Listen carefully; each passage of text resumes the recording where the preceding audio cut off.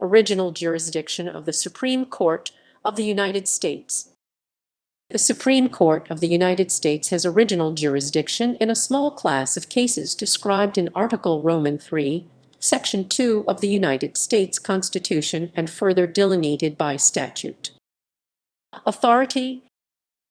The relevant constitutional clause states, in all cases affecting ambassadors, other public ministers and consuls, and those in which a state shall be party, the Supreme Court shall have original jurisdiction. In all the other cases before mentioned, the Supreme Court shall have appellate jurisdiction, both as to law and fact, with such exceptions, and under such regulations as the Congress shall make.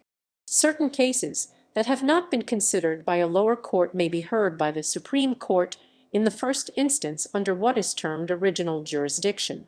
The Supreme Court's authority in this respect is derived from Article Roman III of the Constitution, which states that the Supreme Court shall have original jurisdiction in all cases affecting ambassadors, other public ministers and consuls, and those in which a state shall be party. The original jurisdiction of the court is set forth in 28 U.S.C. SS 1251. This statute provides that lower federal courts may also hear cases where the Supreme Court has original jurisdiction, 1920, with the exception of disputes between two or more states. When a case is between two or more states, the Supreme Court holds both original and exclusive jurisdiction, and no lower court may hear such cases. In one of its earliest cases, Kishon v. Georgia, the court found this jurisdiction to be self-executing, so that no further congressional action was required to permit the court to exercise it. The constitutional grant of original jurisdiction to the Supreme Court cannot be expanded by statute. In the case of Marbury v. Madison, the newly elected president, Thomas Jefferson, ordered his acting Secretary of State not to deliver commissions for appointments that had been made by his predecessor, John Adams. One of these appointees, William Marbury, filed a petition for a writ of mandamus directly in the Supreme Court on the jurisdictional grounds that the Judiciary Act of 1789 stated that the Supreme Court shall have power to issue writs of prohibition to the district courts, and writs of mandamus. The court, in its first exercise of judicial review over a statute enacted by Congress, held that this grant of power to the Supreme Court was beyond what the Constitution permitted, and that this language was therefore invalid as unconstitutional. Cases. The number of cases heard pursuant to the court's original jurisdiction has always been a minute portion of its overall caseload, generally including only one or two such cases per term. 20T, 20T, 20T, 20T, 20T, 20T, 20T, 20T, 20T, 20T, 20T, 20T.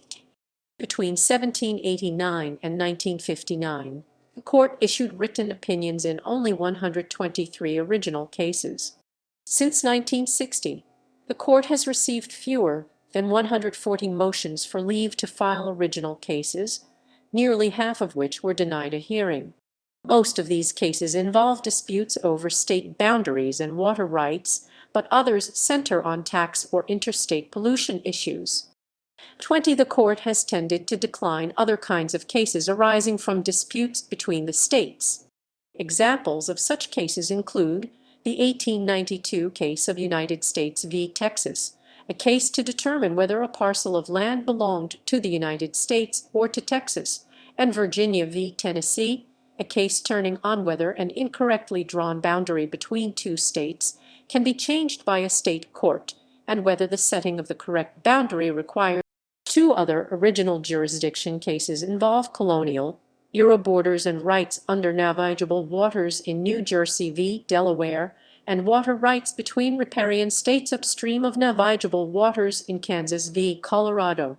On one occasion, United States v. Ship, a criminal complaint was filed directly to the court following the lynching of a defendant whose appeal to the court had been granted.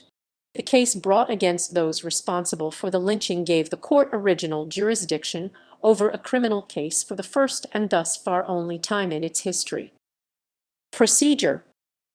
Because the 9-member Supreme Court is not well suited to conducting pretrial proceedings or trials, original jurisdiction cases accepted by the court are typically referred to a well-qualified lawyer or lower court judge to serve as special master, conduct the proceedings, and report recommendations to the court. The court then considers whether to accept the special master's report or whether to sustain any exceptions filed to the report.